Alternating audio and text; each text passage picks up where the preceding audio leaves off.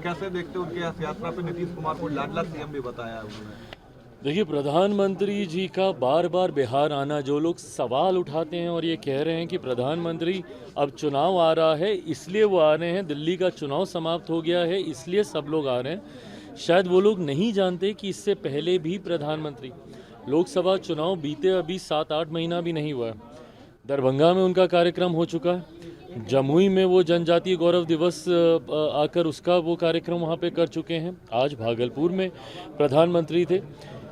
ये किसी भी राज्य के लिए सौभाग्य की बात है कि देश का प्रधानमंत्री उस राज्य पे इतना ध्यान दे रहा है और प्रधानमंत्री वादों को पूरा करने की गारंटी हैं।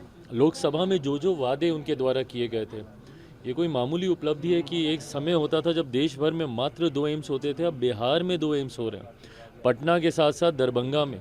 आज जिस तरीके से किसान सम्मान कार्यक्रम आयोजित किया गया, 19वीं किश्त जिस तरीके से किसानों को दी गई, ये तमाम बातें दर्शाती हैं कि प्रधानमंत्री जी अपनी बातों को, अपने वादों को एक एक करके पूरा कर रहे हैं। ये हमारे लिए, हमारे प्रदेश के लिए सौभाग्य की बात है कि एक लंबे समय के बाद प्रदेश में डबल इंजन की मजबूत सरकार चल रही है।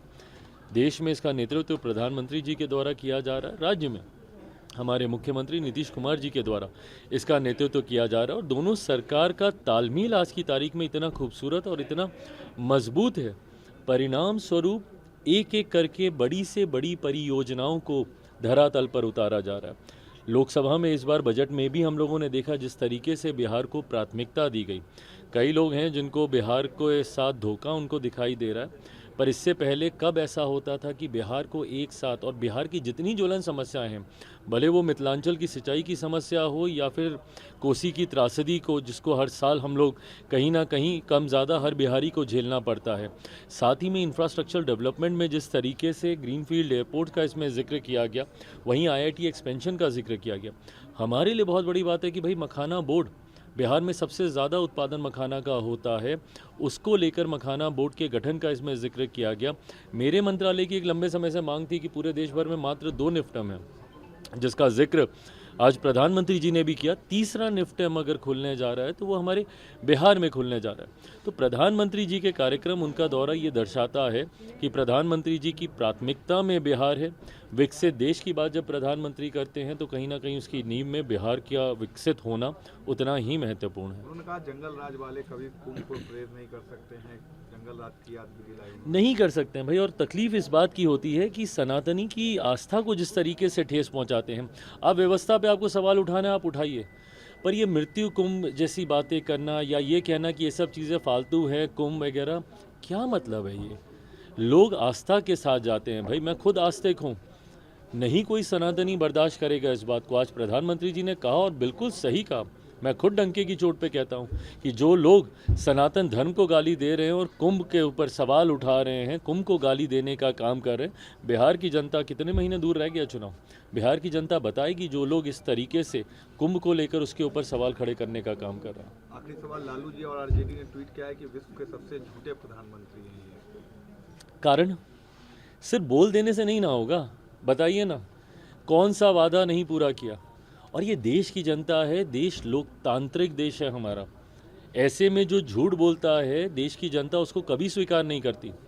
15 साल तक इन लोगों ने झूठ बोलने का काम किया। 90 के दशक में इनके झूठ को सुनते सुनते आधे से ज़्यादा बिहार के युवाओं को प्रदेश से पलायन करना पड़ा। परिणाम स्वरूप ये लोग कभी सत्ता में खुद वापस नहीं आ पाए। इन लोगों की अपनी सरकार कभी बिना किसी दूसरे के साथ गठबंधन के नहीं बन पाई।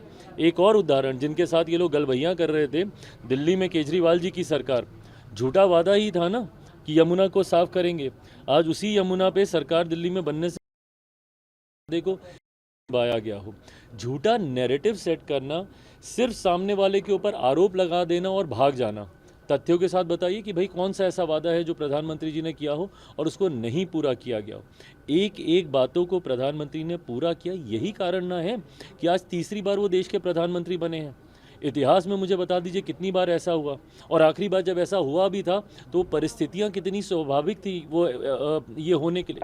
आज इतनी विपरीत परिस्थितियों के बावजूद जहां पे पूरा विपक्ष अपनी विचारधाराओं को धूमिल करके एक दूसरे के साथ एक मंच पर आ गया, उसके बावजूद हम लोगों को नहीं हरा पाए, उसके बाद प्रधानमंत्री जी को नहीं रोक पाए, तो ये कहीं ना कहीं देश की जनता का विश्वास ही, और वो विश्वास इसीलिए है क्योंकि प्रधानमंत्री ने हर वादे को, हर बात को पूरा करने का काम किया। अखबार में आपका एक कोट छपा है, मोदी जी के कारण आप एनडीए में। हाँ, तो इस बात को तो हर मन से मैंने स्वीकारा ही है। इस बात को मैंने स्वीकारा है कि मेरे प्रधानमंत्री बहुत बड़ा कारण है कि मैं एनडीए का हिस्सा हूँ। 2014 का प्रकरण सबको पता है। उस वक्त मेरे नेता, मेरे पिता आदरणीय रामविलास पासवान जी यूपीए गठबंधन का हिस्सा थे।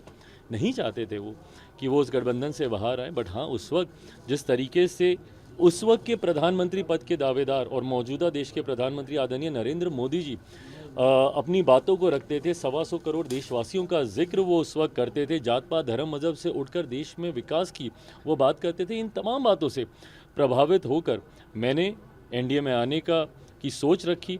अपने पिता, अपने नेता आदरणीय रामविलास पासवान जी को इसके लिए सहमत किया, और आज भी अगर मैं एनडीए का हिस्सा हूं तो उसका बहुत बड़ा कारण, या शायद एकमात्र कारण, मेरे प्रधानमंत्री आदरणीय नरेंद्र मोदी ही हैं।